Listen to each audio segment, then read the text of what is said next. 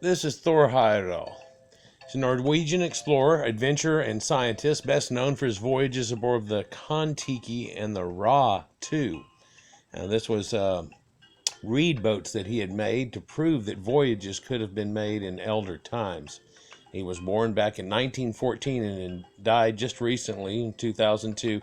He was born in Larvik, Norway, land of the Vikings. And he was kind of looked at as more of a modern day Indiana Jones type guy, maybe the not fighting part of it, if you will. He wanted to prove that ancient civilizations of the world were able to trade and learn from each other by utilizing the boats that they had in their depictions at the time, and that they were seaworthy, and that it was entirely possible. In fact, they could have gone to South America. Now, he also studied the inhabitants of Polynesia and discovered DNA similarities to the Peruvians that were there, and this was in primordial tests. He sailed across both the Pacific and the Atlantic in crafts more primitive than what was used. And he said, "When I was dead scared of the water as a young man, if I had been a sailor, I wouldn't have believed that you could cross the ocean in the Kon-Tiki. My ignorance was very lucky." And you can see one of the first rafts that they used to try with in the first place. This would have just been a merchant barge, and they utilized it. Looked very much like this, and it's a recreation. And they utilized that and actually caught the Gulf. Well, in 1947, he set sail from South America. Heyerdahl believed that our ancestors were way more adventurous than his scientific community currently was. And rather than argue, he just boldly set out to show rather than tell people that it could possibly happen and have people have conjecture. He wanted to prove it. And so he was going to take this ark that you see in the picture here and come over and run into the islands over here and then catch it over and catch it over and keep going. And so it worked pretty well. He ran into the Tahitian Islands. He and five members set out on a 40 by 40 foot wood raft, only using materials they had at hand, such as the ancient Peruvians did. And these English guys, which when they first start this journey look like that, quickly end up looking like this. And they've caught a shark here and they end up eating it. And they're fishing during the whole time, although they brought provisions with them and so on. 101 days later, they drifted 4,300 miles, and he and his crew landed on the Tahitian island of Raroia. So it showed you that the Tahitians could have got there easily from that area, no problem.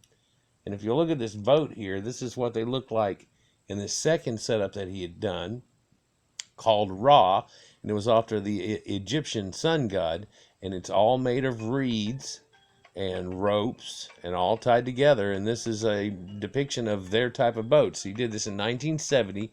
He was in his mid-50s. He again set out across the ocean, this time attempting to cross the Atlantic from Morocco on a ship called Ra, which was again after the Egyptian sun god here.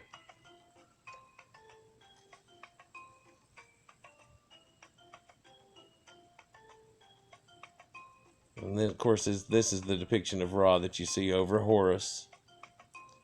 But the boat was made entirely of papyrus, and it didn't make it. So Ra 2 was made, and they used it entirely out of papyrus again, but used a few pieces of boards into it for structure, just a little bit more of a help to keep it from twisting so much on the waves. Indeed, what was happening, most of the buoyancy was trapped inside of each one of the reeds, like little air bubbles. And so almost like little micro pontoon boats, it was helping to keep it going. And if you could keep it up on the waves a lot more, it sailed along quite well with the current. If you got it dug down into the water, it would go much, much slower. And they realized that on the first one. Now, he originally got an idea of this because he had seen a reed boat just like this that was running up and down through Egypt that they had struck an outboard motor on with a long pole with a propeller on the end of it, and they would help to push that thing up and down the Nile. And they said that they had had the thing in the water every day, 24/7, for over 15 years. And he instantly thought at that time, 15 years, hell, you could get some fishermen, put them on a boat, and they could make it someplace far. And so he wanted to try to prove this. And Ra 2 did make landfall in Barbados, coming from northern Morocco. So if you were to come out through the Mediterranean, out the gates of Hercules, take a left and hug the coastline and then dive out, you would hit a current that whipped you right around into it. You don't want to go straight across towards America. There's a doldrum in there. You've got to either go, of course, at the top or aim towards the bottom, and it slings you around into it. And so his aim was to prove that ancient Egyptians could have sailed to South America and or Sumerians. And if you remember my current video here, I show you there are Sumerians and Sumerian artifacts in South America. And, could they have left behind the idea of building pyramids as tombs? Could this have been the reason that they had that concept going on, even though when they ran into them, they were maybe more of a primitive type people? But then again, there are showings of an ancient people named the Wari that were blue-eyed and blonde hair, and perhaps these were people that were from Egypt and or Sumeria that had come across a long, long time ago. So it's kind of a neat idea and effect. You'd think that they probably had some of the Lebanon cedars running up as being the mast and so on like that. But in 1977, in his 60s, he sailed a Mesopotamian-style reed boat, which was just like this, and it seemed to sail a whole lot better than the Egyptian one, believe it or not. And so he took the Mesopotamian reed ship that sailors sailed in the year about 3000 BC, and to prove that it was possible that Mesopotamian, in present-day Syrian, Jordan, Turkey area, Pakistan, India, all the way that leads up into the Caucasus Mountains right there, and where we have Göbekli Tepe and all those things. And, of course, the Tigris and Euphrates that are mentioned in the Bible, and the land of Eden that's up here. And so he was able to pull it off. And, in fact, this boat was really pretty damn good. I mean, it really seemed like something that could last a long time. But he did burn that ship. He called it the Tigris in protest over the war that they had in the region that engulfed nearby nations and stuff, and he didn't like the idea of it. In fact, he wrote a letter to the UN suggesting that while he was out trying to prove how the ancient civilizations of the world had managed to trade with each other and learn from each other, the modern nations had learned nothing from the history of what he was studying. That they had apparently forgotten it all. But at one time, they were very much in link with each other. He died on April 18th, 2002. There's his little daughter, but she's a grandma now. And here he is before the voyages and once he had the idea going on. He once said, "I also believe that when one dies, one may wake up to the reality that proves that time does not exist."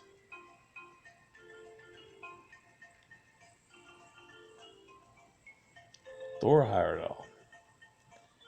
And he was buried in a primitive tomb like this. This is the way that he wanted to go.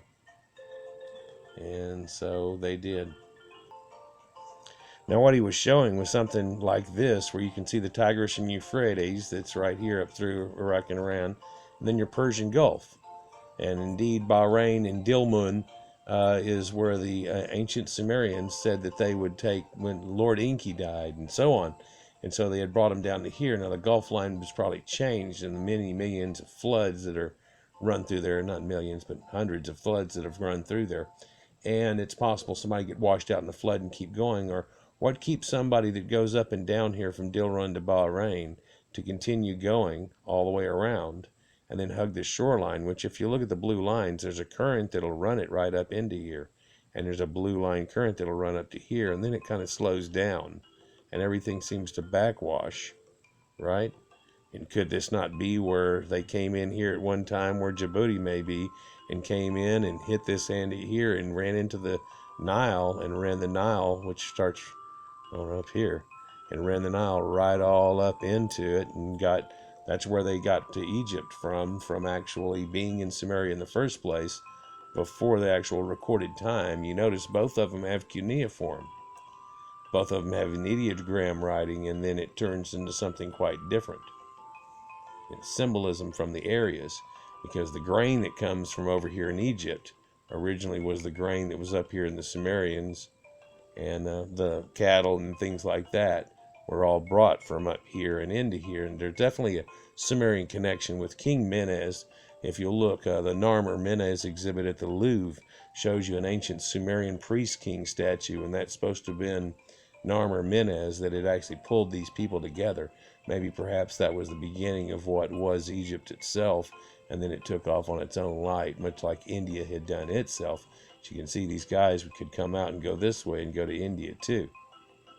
In fact, here's the Indus Valley and the way it runs out the Gulf right here. Ganges runs out on the other side. So, yeah. So here's like the exhibit that they have for the Ra too. And in 1970, he used it and crossed the Atlantic Ocean. And here's the group again, the pictures. So this is at the exhibit that they have. Just want to show you something a little more tangible and live than a picture if I can. There's the crew, even though that's blurry as hell. Here's the route that they took over, and you can see the swirling of the trade winds and how it would bring you to go. And you can either come off the equatorial current and run into South America here, or you can come off Morocco and lead off the point, running out towards these small islands here, and then just shoot straight over. And if you're trying to go straight, if you're trying to hit the Amazon, it'll automatically throw you up against here. And indeed, this is somewhat what happened to Columbus and stuff. Whenever he'd come over, it slammed him down the other way. You can see in the middle of this, there could be a problem with you getting good winds. If you weren't there in the right time of the year, there wasn't a storm at your back somewhat, you aren't moving too well. So this is the path that he took. And again, it took off starting at Morocco and weaved its way down and across, and they were able to land and make land at Barbados. And if they'd have missed that, they would have just been running right up into the Gulf like it was some type of gully thing. And so here's the recreation of that raft, and an exact copy of it, one that would do the same trick right now to this day. You could take it and set it in the water, take somebody that knew what the hell they were doing nautically, and have this take you across the world. And it's literally made out of reed rings that, if you watch my Sumerian video on how they used to build the Sumerian reed huts, this is the bundles of those reed huts put together to where they're running up each side, and they're attached each one together if you'll look at it, and then the inside is open, right? And then they filled that in, but you can get inside there somewhat, and it would sit in the water about as deep as the bottom reed line there, the top all being out of the water, and the thing pretty much floating on its own power, with again all the reeds having a little air bubbles in every single one of them, really helping to make the buoyancy over and above the wood. I mean, this thing can't sink. It can become waterlogged, which theirs did on their trip whenever it failed on the Ra One. But the only wood that's used in there is like this right here. This is the only time that they have wood that's in there. It's all strappings and so on. And somewhere in here's a radio tower and a life preserver and a couple of other things. Other than that, everything is primitive that they used. And so that's the back prow right there. That's what aims them along. And they figured out after a while that they kept going in kind of an S shape, and that S shape was kind of taking a lot of their energy away from themselves. And so once they got the hang of it, they could really just go straight. And then what was happening after that was they were trying to go straight and fighting the current and getting that to push them along and carry them all the way across to South America, which could have been done from the other side, around, and each way. And of course, by island hopping and being aware of the islands, it'd be pretty much a simple thing. The hard jump is out to Tahiti and out to the Tahitian islands and Polynesia and Hawaii. And of course, that was done by local islanders doing the same type of thing with similar type of boats, if you look at Moana and so on, and pulling off the same type of endeavor. So yeah, Thor Heyerdahl, modern day hero, showing you that there were heroes in the past that really pulled this off, and perhaps they're the ones that had brought humanity, the pyramids, and a lot of the knowledge to the South Americans a long time ago, before they could even record on tablets that they had even done it. Some of this trade might have been a secret. Some of these people that became master traders turned into the Phoenicians, or the boat people, the sea people that many know about to this day. Like, share, and subscribe, guys. Enjoy. Peace.